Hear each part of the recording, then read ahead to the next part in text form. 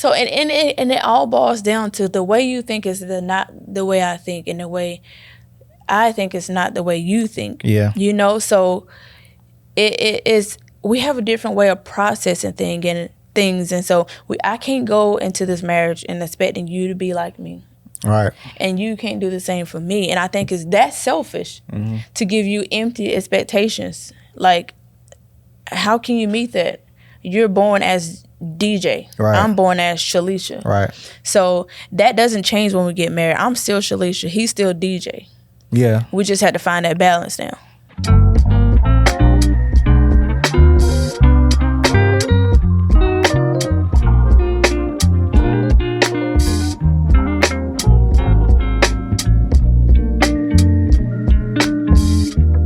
We're gonna talk about something that our friend Trey wanted us to talk about. And what was it? How to basically not be selfish in a marriage. How to basically you're compromising for one another. You know, it's not always about me and it's not always about DJ, but how to bring that together into one unit Yeah. and be in agreement about it. Yeah, and I think honestly that's with life in general, but more importantly in your marriage, because you stand with this person every day.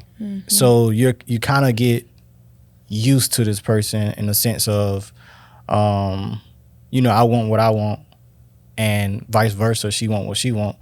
So it's more like you have to intentionally learn how not to be selfish. And how to care for what the other one is feeling or their the way they feel about a thing. Like DJ was saying, like, I may want to do something a certain way, and DJ, he may want to do something a certain way, but sometimes it's okay for me to say, all right, we'll just do it your way, you know, and not have an attitude about it. Like, I mean, being okay with not being first or it being my way all the time. Like, you have to find a place where you're okay with if he is making decisions all the time. And, you know, and some people may be like, well, he is the man. He's supposed to make all decisions. And, yeah, I think it should be, I always say marriage isn't 50-50. It's 100-100. We're sharing our same thoughts, sharing different thoughts, but coming to a same page about those thoughts. Like, I don't think DJ has to think like I think, and I don't have to think like DJ think, because there will be no balance. I feel like when I think my way and DJ think his way, we bring it together and then it works for both of our good, not just for one of us. Yeah, for sure. I was rambling a little bit, but yeah, I mean, but like, for example, like when I wanted to stay back a little bit, you know, you kind of was like, no, but eventually he was like, okay, we'll slide back just a little bit or whatever. But even something small as that, like, she compromised a little bit and actually stepped back a little bit. You know what I'm saying? So she could have been like, no, the whole time, and no, I'm gonna stand right beside Daniel, and I'm gonna walk right beside him. You know, but she didn't do that. She kind of stepped back. She did have a little, you know, attitude, but she was fighting against her flesh, if that makes sense. I was not. I mean, you are going. No, it was. I just told you why I felt that way, because it wasn't. It wasn't gonna matter, because he still was aware that we were there. Yeah. So it's a difference from being alone and being alone and still having someone to comfort you. You can turn around and stop. So, and he was walking extremely slow. Like, we literally would have to completely stop. Yeah, he was walking slow, and so he was looking. It was hard to looking back. let him lead, and he was walking so slow. And we were on a time schedule. We had to get Eden to school, then Dave into school. So I'm just like, this isn't gonna help him. What's gonna help him is him doing it by himself. Yeah, you got a point. I didn't have an attitude. I just thought it was pointless, but I didn't have an attitude. I understood, but yeah, you understood. I didn't have no attitude. Well, from my perspective, I thought you did. And see, that's how it worked. Like, you don't know what I'm thinking, then I don't know what you're thinking. So That's what communication right. come in it. So, you get what I'm saying? But anyway, that just was an example of, different scenarios, like everyday situations. Yeah, and then just like this, just so you won't get too far from it, like it's easier to assume something about one another. Assume I have an attitude, or assume DJ has an attitude. Instead of assuming, just ask. Just communicate. Like, because assuming, I don't like when people assume things about me. It really bothers me a lot. Like it gets on my nerves, because when you assume something about a person, you are automatically changing the way that person feels instantly. Like, if I was like, oh, you got an attitude, and it was like, no, why you think I got an attitude? And it just causes conflict for me. So instead of assuming, just ask, communicate, how did you feel, or what's wrong with you? Or did that bother you? I think for us, it's the way we talk to each other. Yeah, like that's sure. the major thing, like how we come at each other, because your tone and the way you talk to one another, it really sets the tone for that day. Yeah. The wrong tone of voice can really just change the whole course of your day, and it just goes downhill from there. You definitely can pick it back up, but why not just get it right the first time? Yeah, and I think that still go back to like not being selfish, because honestly speaking, like before, now I'm starting to catch myself think before I say something, because now I'm listening to myself when I'm talking to you, and I hear myself speaking in a tone that can lead to something else. So like, me not being selfish, I can think about what I'm about to say and say it in a nicer way. So that's just, it's a lot of compromising. You know? It is. And with me being so blunt and such, DJ, he is not straight to the point. He just rambles, and then it's just like, okay, what you trying to say? But for me, it's just straight to the point, and being so straight to the point sometimes comes off wrong. But like, it's not that I have an attitude or I'm being mean. I'm just a really blunt person. So with that, knowing that I'm a very blunt person, sometimes I have to sugarcoat it or put a little sugar on it before I say it, because I know if I say it this way, he may take it that way.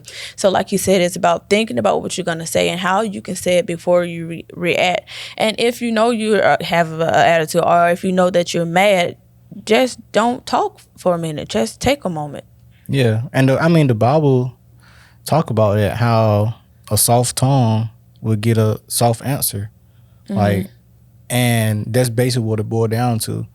And that's not really sugarcoating, but it's more about thinking about how this person would respond by you being blunt or anything. Like, how would this person respond to my answer?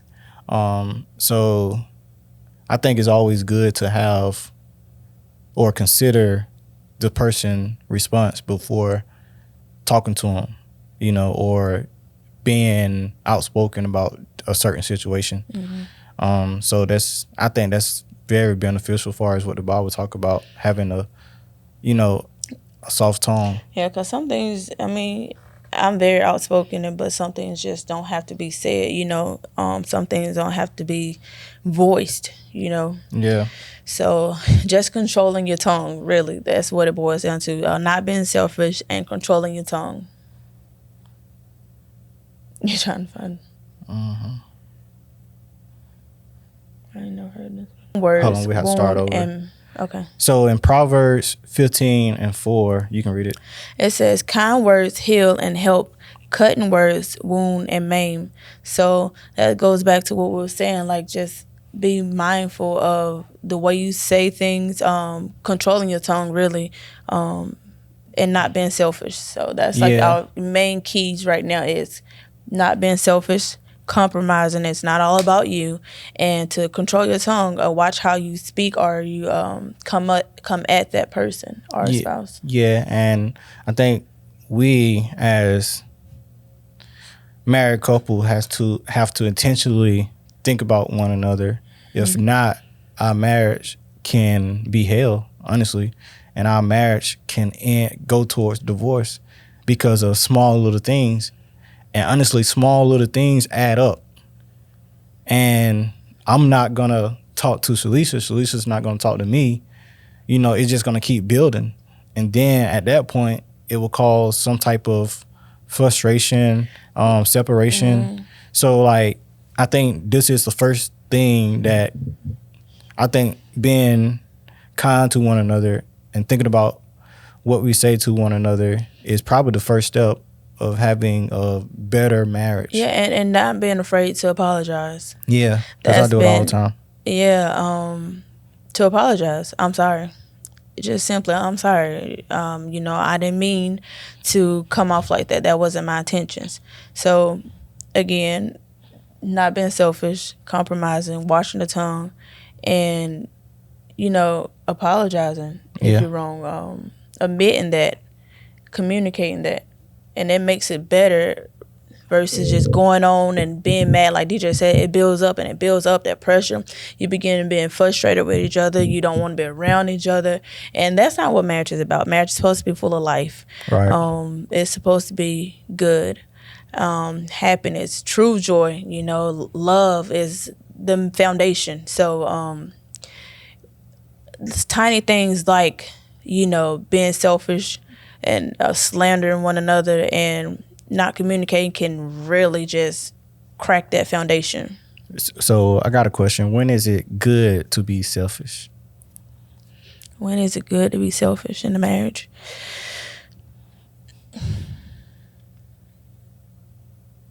I don't think that's there's a time to be selfish, honestly. Even when, I think this will kind of help. So even when I know that I'm right and you're wrong, and then I allow you to have your way, there's a moment where I could be selfish and I know I'm right, but I allow God to deal with you, and then later on you'll come back like, you was right. Yeah. So you shouldn't be selfish. There's no room to be selfish because, for one, that is not of God to be selfish. Right. You're in your flesh if you are being selfish in a marriage. So, like, even like I say, even when I'm right, or when you know you're right and we still allow one another to have our way, that's there's a moment to be selfish, but we don't. Yeah. And I mean, sometimes for me, it tears me up on the inside because I want to do this, or I want it to be this way. It tear me up. And I think with Daniel, it do the same thing. Oh my goodness. Daniel is the same way. Like when he wants something done a certain way, or he know the answer, like it tears him up. Especially like with eating, tears him up. So he definitely get that from you, and so and it all boils down to the way you think is not the way I think, and the way I think is not the way you think. Yeah, you know. So it is. We have a different way of processing things, and so I can't go into this marriage and expecting you to be like me. Right. And you can't do the same for me. And I think that's selfish to give you empty expectations. Like, how can you meet that? You're born as DJ. Right. I'm born as Shalisha. Right. So that doesn't change when we get married. I'm still Shalisha. He's still DJ. Yeah. We just had to find that balance now.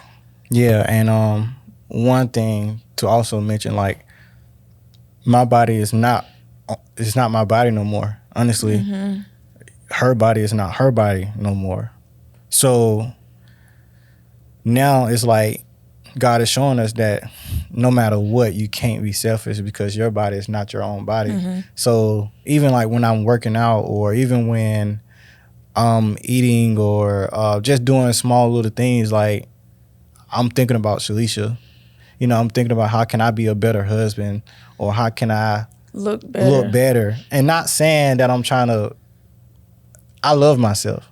You know what I'm saying? But I still want to please my wife in a good way. So it's not just about me, but it's still about pleasing my wife. And that's just the definition of not being selfish, you know?